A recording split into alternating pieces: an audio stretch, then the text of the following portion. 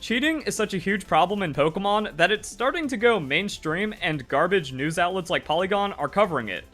And of course, they defend cheating, which should actually be all the proof that cheating is wrong. There we go. Hope you guys enjoy the video. Hope you all have a nice day. Thank you very much for watching. Don't click off the video. It's bad for the algorithm. Need the watch time. Also, like, comment, share this video with all your friends. But now, we gotta dismantle this article. And it already starts so disgusting, so dishonest.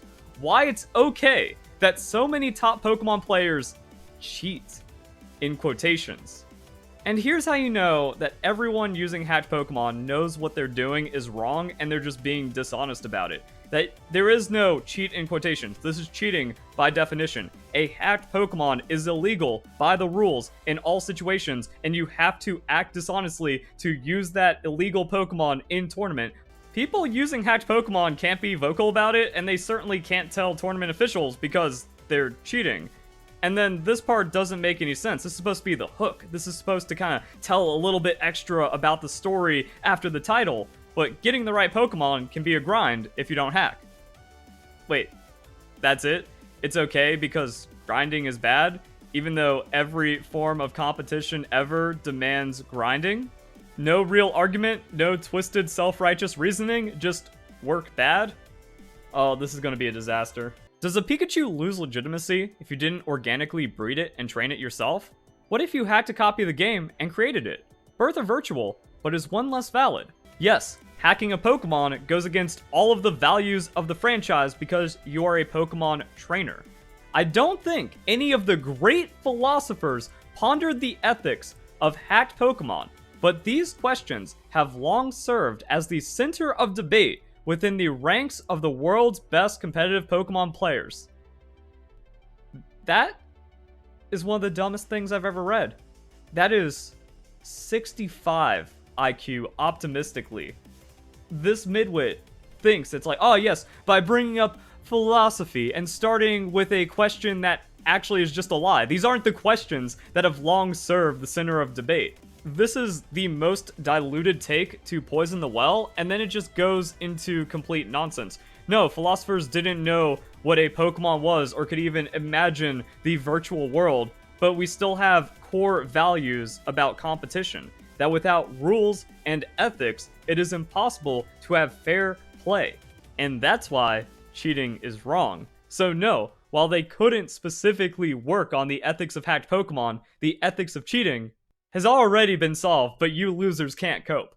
During the 2023 Pokemon World Championships in Japan, a number of players were disqualified for using hacked Pokemon. In a recent interview with Gameland GG, one pro player estimated as many as 90% of players in tournaments use hacked Pokemon. I have an interview with Pokemon World's 2022 second place who also got cheating, and he believes at least 95% of players at Pokemon World's 2023 were using hacked Pokemon. It's kind of insane how it went from no one's cheating, all those full shiny teams and legendaries and perfect hidden power Pokemon, nah, that's not hacking at all, cheating isn't a problem, to yeah, everyone's cheating, but that's a good thing, and it's not cheating, but it wouldn't be a problem even if it was cheating. Because that's how much, like, there's no argument to defend cheating, and that's why you only find the defense of cheating inside of Pokemon, because the entire competitive community is a joke and completely toxic. Let's see how they try to rationalize this. To some, this reveal is scandalous. Yeah, players, like, okay, so if there's nothing wrong with this, then why were the players disqualified? Also, why is it only cheaters winning this event if it doesn't give any kind of advantage? So yeah, that's why this is scandalous. These are supposed to be the world's best players. Why would they need to cheat? I mean, it's obvious. Why does anyone cheat? Because it makes it easier to win. That's it. End of story. Nothing else to defend or say because it's all lies after that. However, the debate brings up genuine questions about the challenges of training and catching Pokemon fit for competitive play. It also brings up questions about the strictness of the rules behind competitive play and the way current versions of Pokemon, including Scarlet and Violet, lack certain gameplay features that would benefit top competitive players. Alright, let's see how strict these rules really are. I only flashed them on screen in the beginning because I'm trying to cover up for the rules, cover up for Pokemon Company, that these are just completely indefensible. The use of external devices, such as a mobile app, to modify or create items or Pokemon in a player's battle team is expressly forbidden. Players found to have Pokemon or items that have been tampered with may receive a disqualification regardless of whether the Pokemon or items belong to that player or were traded for. They're saying don't hack your game to cheat. Those are the impossibly strict rules of competitive Pokemon, somehow. But why do so many competitive Pokemon players cheat and hack? Let's see the excuses. First, it's important to note that competitors are not using hacks to create Pokemon that surpass the limits of what's mathematically or strategically possible in the game. That doesn't matter in any capacity. It's still an illegal Pokemon by definition of the rules.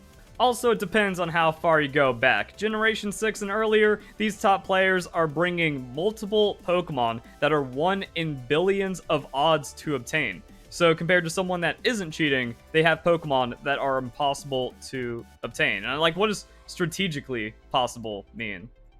More garbage words. A Pokemon's stats vary within a set range based on a number of factors. Take a Pokemon like Dragonite and its speed stat. Lowest possible Dragonite will always be faster than the fastest possible Slowbro because the range of Dragonite's speed stat is higher than Slowbro's. Use a hack Slowbro in your team that was faster than Dragonite, that would be clear-cut cheating because it's not possible to achieve by playing the game normally. I can already feel the well being poisoned again.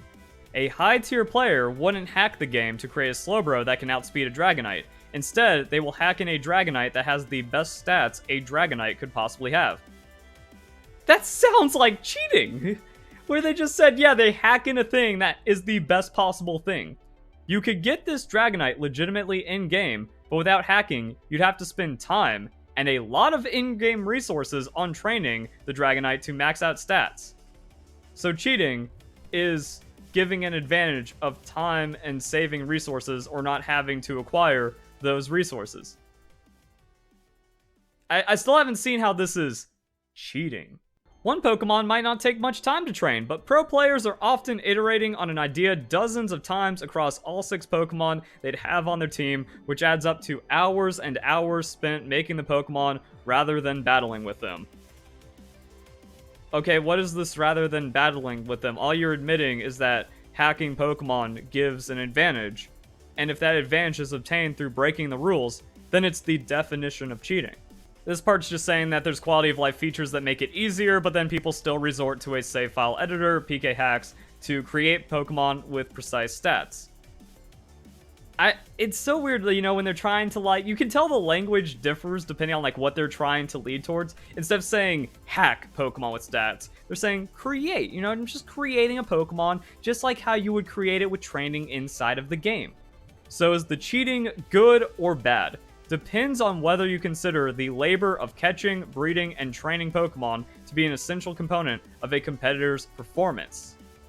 That's some dishonest language right there, because it's just a part of the rules. Like, that's it. End of story. You must have a Pokemon that is legally obtained, and training is a core part of any competitor's performance in any part of competition. It's not only what happens on the field. You do not train football by only doing scrimmage matches of football. You need to work out. You need to focus on your diet. External factors like a coach are going to affect your performance inside of the game. You're not allowed to use banned substances in sports to make up for out-of-game deficiencies. Most forms of doping don't make you a human with impossible stats or make you unnaturally stronger than you would be. A lot of it is to increase training efficiency and recovery time, which gives you an advantage over other competitors, which is why it's still banned. It's worth noting, the best players aren't great solely because they have a perfectly built team. That's just a complete lie proven by the entire history of competitive Pokemon, where it's virtually only cheaters doing well at events, leading to 90%, or actually well over 90% of competitors using cheated Pokemon because it gives such an advantage. Being the best cheater means absolutely nothing in regards to skill. Many players could undertake the hours and hours of work required to create perfect Pokemon. The really weird thing about this article is some parts of it seem to be really introductory for like any regular gamer that stumbles across it and goes, wait, what's going on with this cheating problem in Pokemon and is it wrong? So it's really dumbed down and then just kind of like glosses over a lot of things and makes assumptions that you already understand what's going on inside of competitive Pokemon. So just horrible writing to begin with, but not like it like saying exactly how much it is because it hurts their argument. No, it's hundreds of hours over the course of a year, and even more over a generation, or if you're trying to like keep up with competitive Pokemon in the long run. So like, yeah, if you read hours and hours and you don't understand anything about what's going on, you might be thinking like, what, they only skip like 5 hours, 10 hours? No, it's hundreds. And in the past, it was just an impossible Pokemon to obtain within the realism of time. Wolfglick's 2016 Raichu that you might have heard something about is a 1 in 25 million soft reset, and it was a discontinued special event Pokemon. If you do a reset a minute, let's go and divide that by 60, going to take over 400,000 of hours of soft resetting nonstop at 1 reset a minute to get that Raichu on average. He also had other hatch legendary Pokemon that are very low odds and take a long time to soft reset, so getting his team would take about 500,000 hours. No one could realistically do that, and if you're that lucky, you should just be winning the lottery instead of playing competitive Pokemon, and it's just so weird how it's only champions that are also the luckiest people to ever exist without any documentation, where no one else has even done anything remotely close to obtaining the Pokemon that they've obtained. So in the best case argument for defending hatch Pokemon, the cheater has over 100 hours of advantage over a legitimate player for training, experience, also infinitely more resources with obtainable Pokemon, as well as energy, because it's tiring to train Pokemon and grind for over 100 hours and then replace your team and then have failures and then have to change up your team and keep adapting to the meta. Also, the meta is accelerated when everyone's like hacking and just cycling through teams and practice really quick. So it becomes impossible to keep up with the hacking players because, duh, cheating is wrong. It's even admitting here that it's a labor to catch, breed, and train Pokemon. It's a labor to follow the rules, so energy is a big factor. What makes a top player is the ability to read, predict, and react to different strategies that a challenger is using. Put another way, it would be like playing chess, but you have to take a ton of extra time to carve out your piece. Oh my fucking god! They squeaked in the chess argument. I actually can't believe it. But first I have to debunk this part, which is weird because it proves that this is a lie, because if the ability for a player to read, predict, and react to strategies is what makes them great, these are skills that are practiced. You use experience to develop this. It's not like, oh, a player is great because they're just born with these talents and no one else can obtain them and that's what makes them superior. So if everyone's just kind of battling with the same Pokemon, then the naturally gifted players win out and that's how competition should work.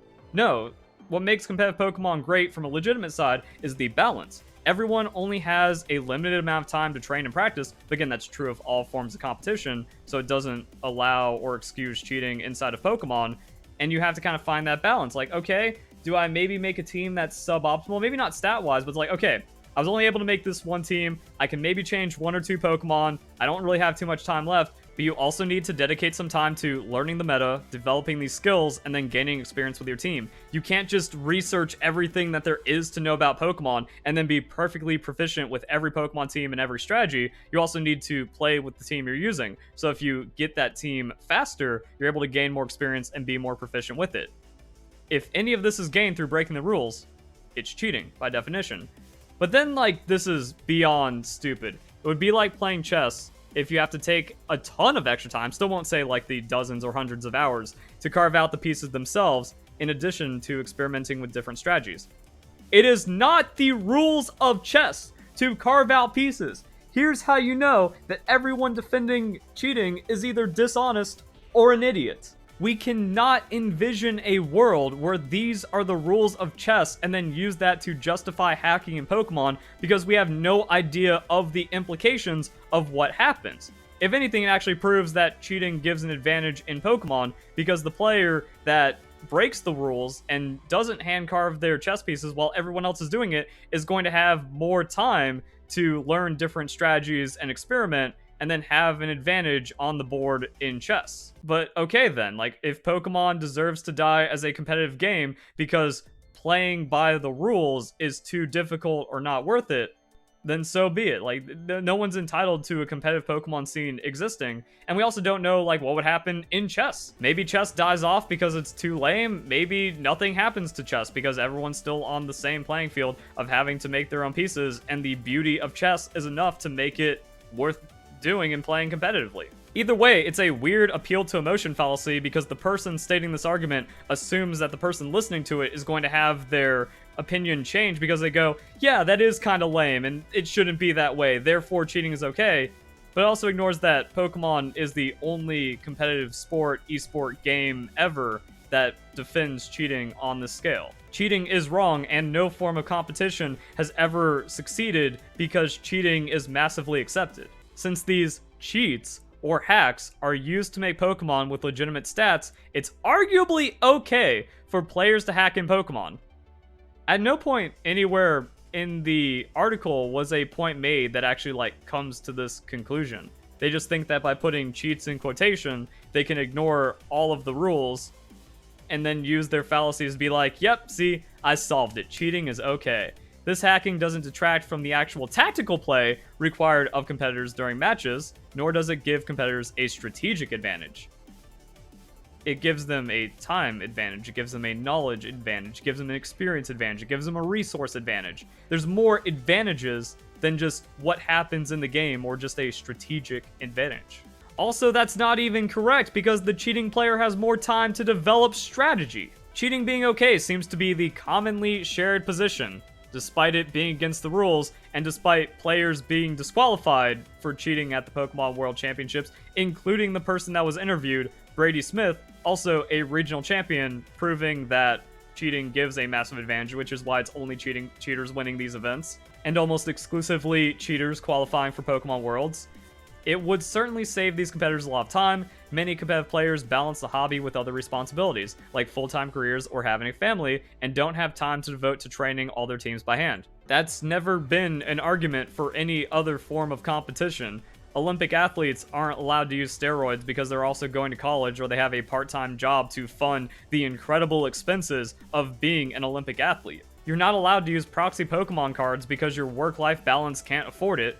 And that's what makes elite competition so powerful. That if you are playing at the highest levels of competition and you're competing, especially on a world championship level, you need to sacrifice everything to achieve that. It's completely fair. If you don't like it, go find another form of competition you can participate in, but every single sport, esport, and competitive game demands work and sacrifice, and it's unfair to cheat to bypass all of that. If you can't follow the rules, you have no right to competition, and cheating is not a valid form of protest. A valid form of protest is abstaining from the events and being vocal that cheating is the only way competitive Pokemon can succeed or survive. If attendance goes down too much or competitive Pokemon becomes completely unsustainable, then action will need to be taken. Either official competitive Pokemon can't exist because the rules are terrible and then it completely folds, or the rules will have to change to make it to where it's more accessible in some kind of way, even though competitive Pokemon, even in its current state, is one of the most objectively accessible forms of competition. It takes less money and less time to get into Pokemon VGC than almost anything else. Being a professional athlete costs tens of thousands of dollars and thousands of hours of work, and you're not even guaranteed to make a living off of it at that point. And chess, someone thinks like, oh yeah, chess, you just buy a $10 board and then you look up some articles and do some practice games online, or you just use like a free chess program and then you can become a master and make tons of money.